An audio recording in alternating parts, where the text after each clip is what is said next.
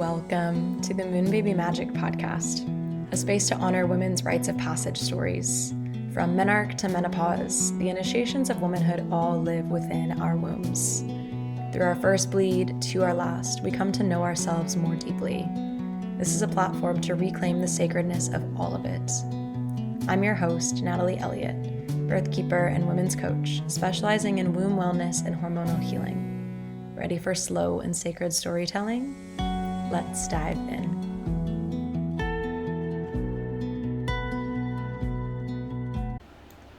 Hey women, welcome back to the podcast. I am sitting here on September 7th at 6:45 p.m. Pacific time.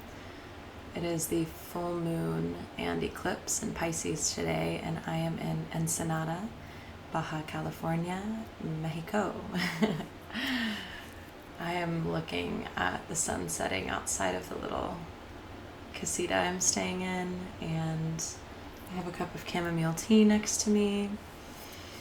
I just got back from the beach, so my hair is still like freshly beach waved and my skin still feels a little sandy, and I got a little sun, maybe a little too much sun.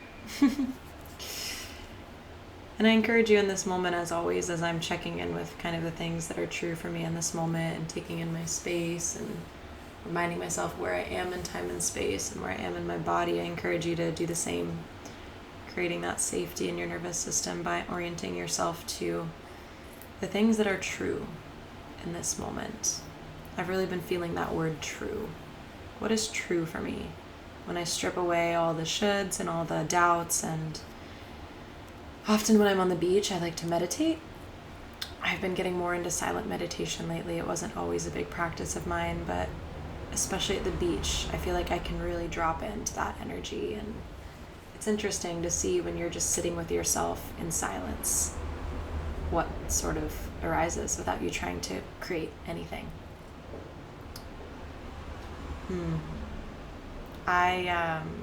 I'm recording this episode today after hosting a call in my membership on Yoni steaming. So as you can see from the title of this episode, it's an episode on Yoni steaming, which I did a poll on Instagram the other day asking what topic you all wanted a deep dive on, and I was kind of surprised that Yoni steaming won, because honestly I felt like I've talked about this topic so much, but I think having a full breakdown of the who, what, why, when, where, how of Yoni steaming was in order. So that's what we're doing today. And to be totally honest, my intention with these episodes is to educate. My intention is to also provide little bits of information that can help you move the needle on something, but to also invite you into more of an in-depth healing journey.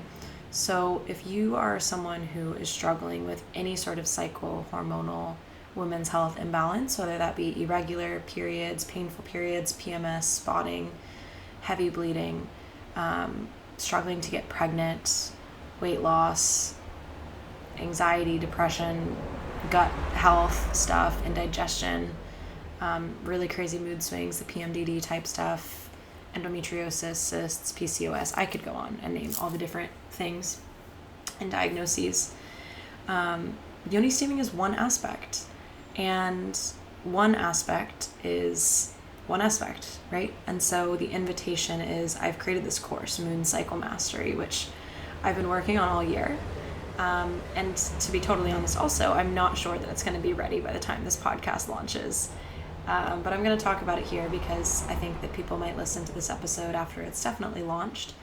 And just to invite you that Yoni steaming is one video within one module of the roots of healing your cycle and hormonal imbalances naturally.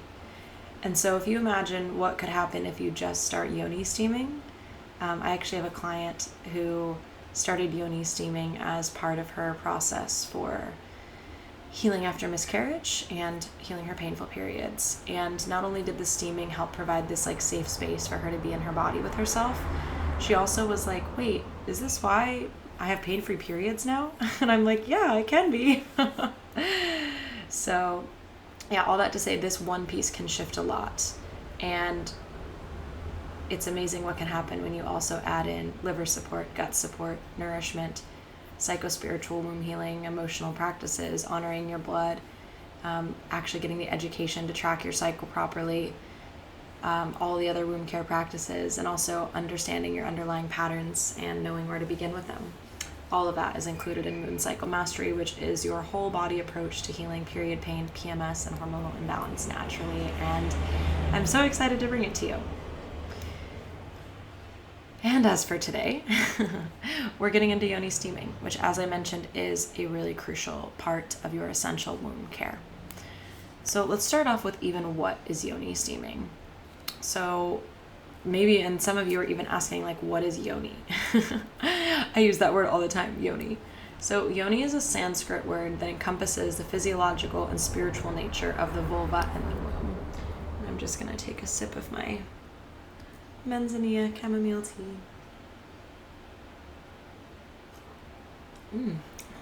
Nice and sweet and warm. You can steam your yoni with chamomile. We'll get into that, but that is one of the herbs that you can use. So I love the word yoni because saying vagina is just your vagina. Saying vulva is more encompassing, but it still doesn't quite encompass the womb. Whereas when you say yoni, it really encompasses all the physiological aspects of your reproductive tract, as well as the spiritual nature of the fact that our yonis bring life from somewhere out in the cosmos to this earthly plane. And if you're not someone who uses that type of language and this feels all a little bit woo-woo for you, stay with me. There is a lot of physiological evidence and understanding around this topic as well. Yeah, and so I think it's important just to acknowledge that I love to take both a grounded physiological and a spiritual approach to this stuff. So stay with me here. I'm going to get to all of it. You can also call yoni steaming vaginal steaming or pelvic steaming. Of course, pelvic steaming is going to be a little bit more accurate than vaginal steaming because the steam that you're using isn't just going into your vaginal tissues. It's going into your labia, into your vaginal tissues, up into the cervix, and even up into more of the pelvis as well, up into your womb. A lot of people use this practice for digestion support as well, and so it can kind of be this whole abdominal or pelvic steaming. And yeah, what this practice is it involves bringing warmth in the form of steam, often with herbs, and we'll get into some herbs that you can use later in this episode, into the vaginal tissues, as well as up into the cervix and even the abdomen, as I mentioned. And so if you're sitting here, again, thinking this is kind of new age and crazy, this is actually not new. Yoni steaming, one of my favorite things about yoni steaming is that it's an ancient practice. And so I've known that yoni steaming comes from many cultures, the ones I'm most familiar with being Mayan culture for postpartum healing and Korean culture. Even if you go to a Korean spa today, they often have a steam seat ready. And mugwort was a really important herb for steaming and is an important herb for steaming in Korean culture, which I love because mugwort is one of the first herbs that I ever worked with when I lived in Ojai, California, one of my favorite homes. Mugwort grew abundantly by the rivers, and she is such a beautiful ally for womb health. I'm not sure if my shop will still be live when I post this. As of this recording, it's still 50% off, and I've been sending a free mugwort oil with every order. So that oil is also beautiful to just rub on your wombs because she's warming. She is able to release and reduce a lot of stagnation and just connect you deeply to your body, to your womb. So on a physiological level, mugwort is blood moving, and on an emotional level, it brings you in connection with your womb. So those were the two cultures I knew of that had a history of steaming. However, when I was doing some research, I found that in Egypt, they used steaming to cure and purify the uterus after childbirth, and there's evidence found on papyrus of that. I found that in different African countries, steaming was actually a rite of passage for young girls, which is so beautiful. And again, the Mayan culture and the Korean culture. And you can also see evidence in Japan, in Greece, in the Philippines, in the Cook Islands, and even Native American cultures of steaming. So I think all of that is really beautiful. that we can trace this practice back to our ancestors who knew these ways. They knew the ways of herbal medicine. They knew the ways to root healing. They had cultures and traditions around it. And yeah, I just think coming back to our ancestral ways can also really ground us in our bodies. So beyond connecting with your ancestors, why might you want to yoni steam? So a couple of reasons. More generally, again, there's this element of warmth, and there's this element of relieving stagnation. So I kind of come from the lineage of traditional Chinese medicine with my mentor, Kristen Hauser. And when we think of steam, steam is coming in. In traditional Chinese medicine, cold is seen as a pathogen. So often if you have a lot of menstrual pain, there is probably an element of cold. And if you've listened to me talk about menstruation any number of times, or even if this is your first, I'll tell you now that it's important to keep warm when you're bleeding. It's important to keep your womb warm really at all times because, the womb, things can flow properly when there's warmth. And that kind of makes sense, right? When we're cold, we kind of like clench and get tight. And then when it's sunny out and we're wearing less clothes, we feel like moving around more freely. And so same with things moving as they should move in your womb. So there's the element of warmth that's bringing healing to your body. And there's also this element of relieving stagnation. So right when I said things not moving the way that they're meant to move, if you think about something being stuck, that often we can think of as pain, right? Like if you have indigestion, bloating, and there's stuckness, that's pain in your belly. And so it's the same if you have blood stagnation. That's a traditional Chinese medicine term, but we can understand that when we have clots or brown blood, that's blood stagnation. And when we have pain, it's often because blood isn't moving the way that blood needs to move. Now, of course, there's way more complexity to this, and I go into this in the different understanding your patterns part of the Moon Cycle Mastery course. But understand for now that an element of stagnation is usually present in period pain. And so this helps with overall womb vitality, keeping your womb warm and the blood moving to have regular pain-free cycles. And like my client said, we can actually have pain-free cycles. The other elements to talk about here are nervous system and tissue repair. So the act of just slowing down and being with your body is really big here. We don't often do that. And so I think it's a really beautiful practice to sit and just be with yourself. You know, when I started steaming, I guess I could share just a little bit of my personal story. So when I started steaming, it was deep into my womb healing journey. I had done so many things: diet, supplements, naturopath, testing. I had really painful periods, super irregular cycles, found out I wasn't ovulating. And I started yoni steaming as a way to release stuck emotions. I didn't even start it for really any physiological reason. I just wanted to connect with my womb because I had heard that you can store stuck emotions and traumas in your womb, and I thought I would like to heal that. And the first time I sat on that steam, I wore my most beautiful nightgown. I put flowers and crystals and candles in the room. I had incense lit. I put on beautiful music, and I set up this whole space for myself, and I sat on that steam and I just sobbed. And that sounds kind of intense, but it was actually just the release I needed. And I'm about to do a steam after I record this because I love steaming on the full and new moons, because it's a beautiful way to just slow down and connect with the energy that's present. Like I was saying about meditating on the beach, it's like that. And the other thing I noticed when I had my first steam was the sense of grounding, and quite literally grounding. It felt like I didn't know that I had been holding so much tension in my cervix all the time. And so when I steamed for the first time, I felt like my yoni was opening, like a rosebud opening into a full flower. The sensation was magnificent. And I truly want every woman to experience that if you haven't felt what it feels like for your body to fully open before, because wow, that's amazing. I even sometimes suggest to clients that they can steam before they are intimate with their partner, because it can support the body and just sort of opening and relaxing and softening. So also yoni steaming is wonderful for tissue repair because of the sense that you're bringing moisture, especially depending on the herbs, back to your tissues. it's just restorative on very many levels. So to get more specific, some other conditions that yoni steaming can support are painful periods, PMS and PMDD, irregular cycles, fertility challenges, postpartum healing, long cycles, spotting, fibroid cysts and clots, recurrent infections, menopause, emotional regulation, and trauma healing, as I mentioned. So when I started steaming, it was for trauma healing, and I steamed for a long time on the full and new moons.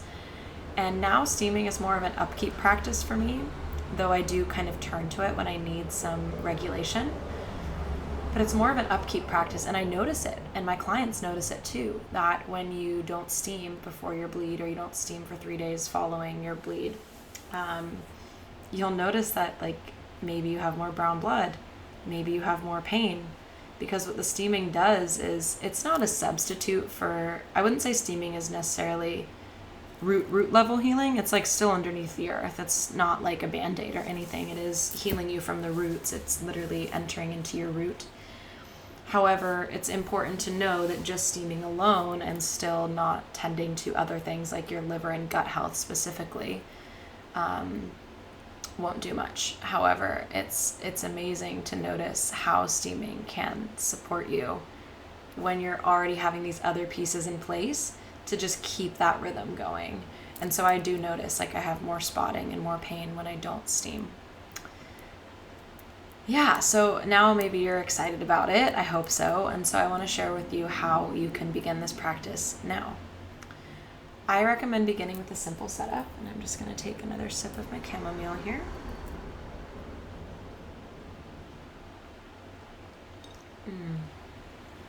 Steaming is like a warm tea for your womb.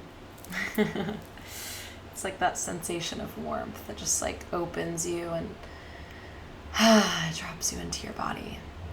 So for your simple setup, you will need a pot with a lid, a liter of filtered water, so a liter or a quart, they're like the same thing, a 4th cup of dried herbs of your choice. If you're going to use fresh herbs, more like a 1/2 cup, a towel to wrap around your pot, a sheet to wrap around your body, or you can also use a long skirt or a long dress, but make sure that if it's a long skirt or a long dress, it does sort of pool on the ground because you want it to fully cover your whole setup. And then perhaps a bed or a couch that you can lean against, and maybe a couple of pillows to use with your knees. You may also want to grab a glass of water, your journal, a cup of tea, any crystals, candles that you want to use, beeswax candles probably, to avoid the endocrine disruptors. So once you have those supplies, you're going to bring your water and your herbs to a boil. Once they come to a boil, you'll put a lid on and put it on simmer for about 15 minutes. While your herbs are simmering, this is a great time to go set up your space.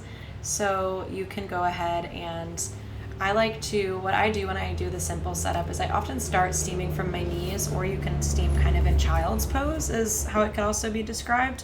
Although I find I need to be a little more upright than child's pose for the steam to fully enter, like it feels like it's entering into my vaginal tissues and up into my cervix. So you'll want to set up kind of near a couch that you're going to lean against from a kneeling position. And so you might want to put like a big blanket down on the ground and put 2 pillows that you can put the pot between, a towel to wrap around the pot so you don't accidentally hit your inner thigh on the hot pot, maybe a couple of pillows to lean against on the couch or side of the bed. And then you're also going to want to go to the bathroom before you begin.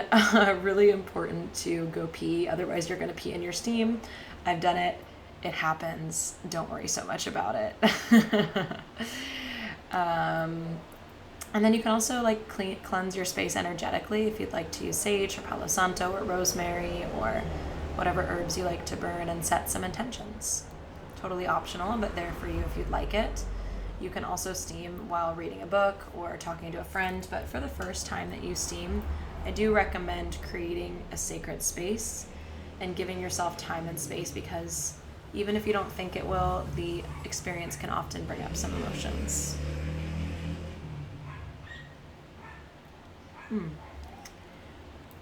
And so Once your pot is ready, you can place it between the two pillows and wrap the towel around it, putting one knee on each pillow, and then dropping your sheet around the whole steam setup. You can then lean forward, and your steam should last for about 15 to 20 minutes with this simple setup. If you like the practice, you can go for a more advanced setup and get a Yoni steam box and a single burner to keep the steam going for more like 40 minutes. I would use that for more like long-standing conditions, things like really intense period pain, like your cycle's like 60 days long, you haven't bled. And in that case, I recommend Kitara as a source for Yoni steam supplies. They make seats, cushions for the seats, luxurious robes, steam blends, beautiful pots. Kit was on my podcast, the owner of Kitara, so it's a women-owned brand in the US. Kit is a wonderful woman, and because she was on my podcast, she gave our listeners, you all, a discount code. So luckily you can use this code still. It's MoonBabyLove, and that all one word, and that will get you 10% off any Yoni steam seat supplies that you'd like. I love my Kitara Yoni steam box. I have a pot too. I've used her herbal blends before. They're all really, really wonderful. I highly recommend them. And again, as I said, while you're steaming, you can journal, you can meditate, you can imagine you're breathing the steam up into your cervix. You can talk to a friend. You could watch a show or read a book. I've definitely done all of these things, but like I said, for the first one, I recommend being in meditation for your steam and perhaps having a journal.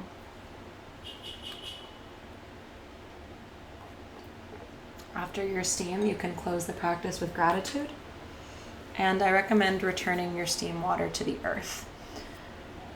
It's a great way to just not pour everything that you've just released with love and down the drain, and instead give it to the earth to be composted. And anyone can do this. It's also nurturing your ground with beautiful herbal water. So, how often to steam?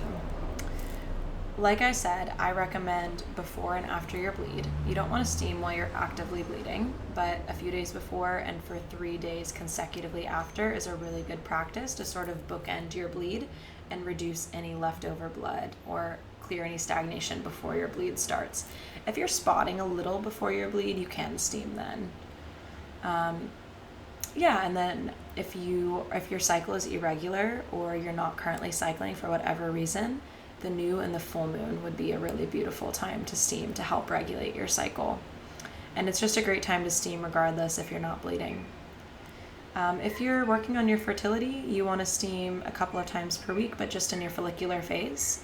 That's because there's some schools of thought that believe that because of the opening of the cervix, and if you do get pregnant, you wouldn't want to steam post-ovulation. You can kind of decide that for yourself. I know plenty of women that continue their steam practice. Of course, you don't really want to continue as you get further along in pregnancy, and we'll get into that in contraindications.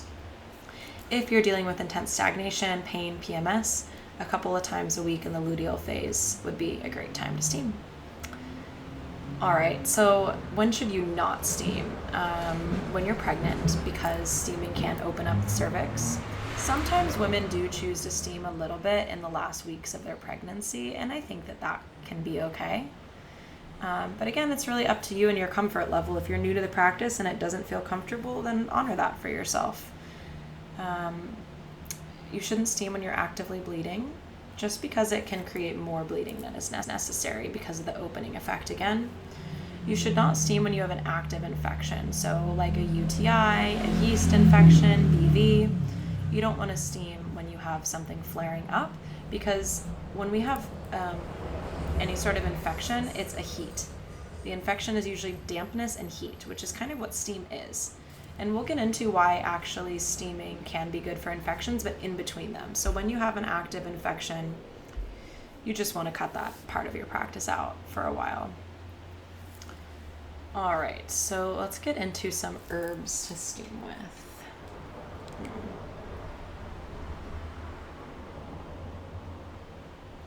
Yeah.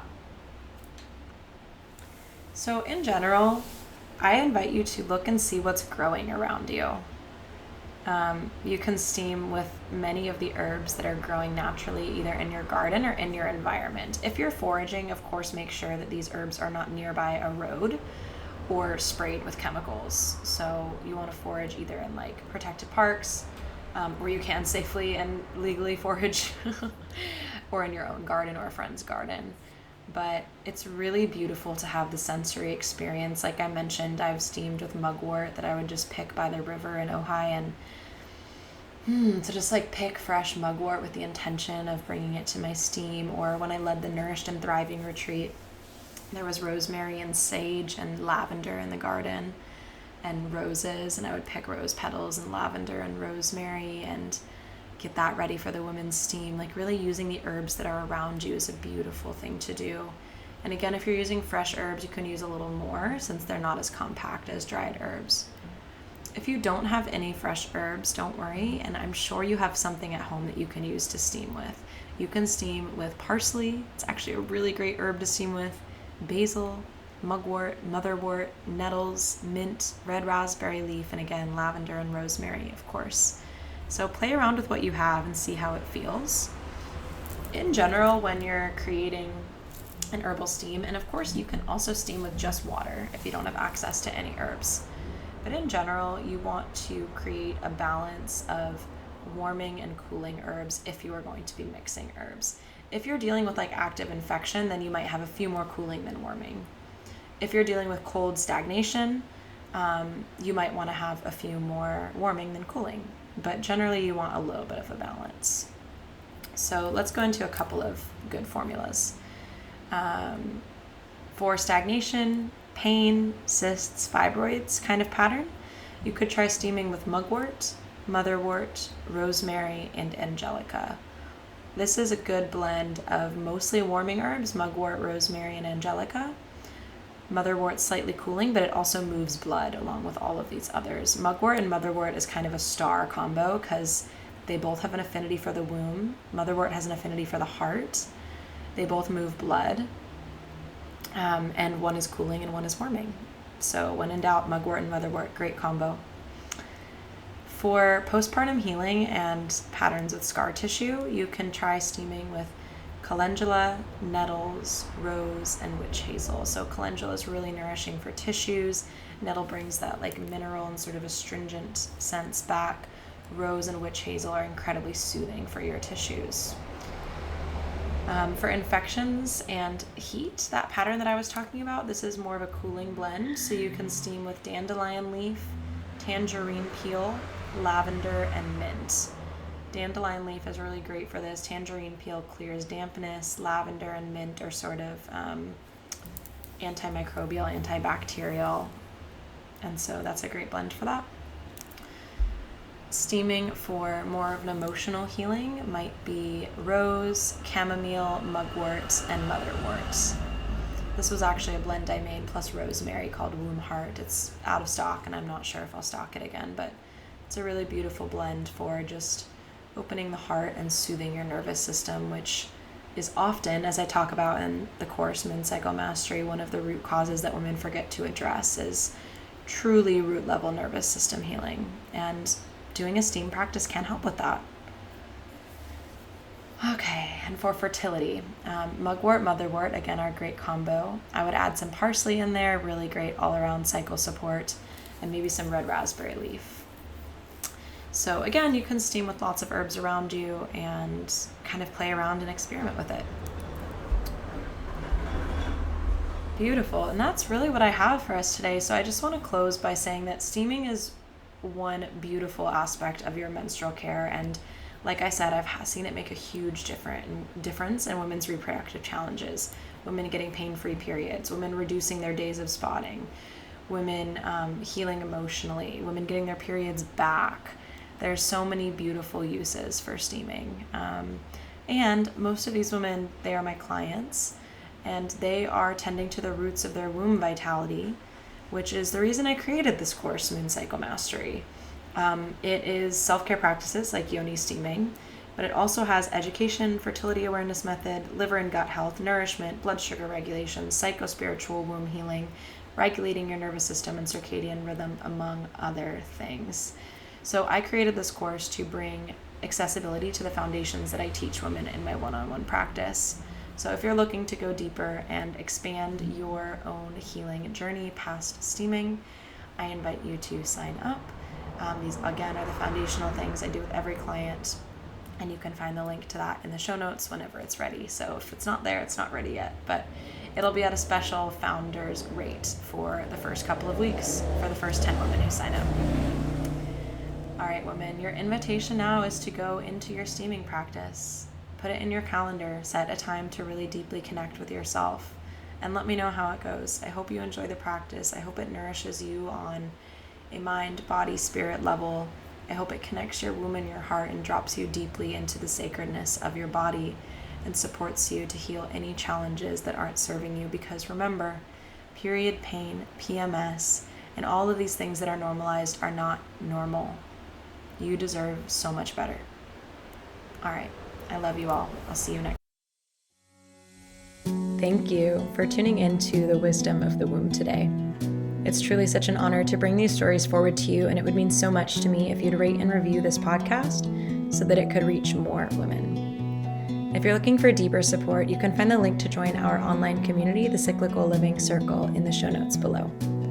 There you'll also find the links to book one-on-one virtual sessions, shop the herbal shop, and any group programs that I'm currently offering. Plus, you can follow me on Instagram, and I love to connect with you all there. All right, see you next week.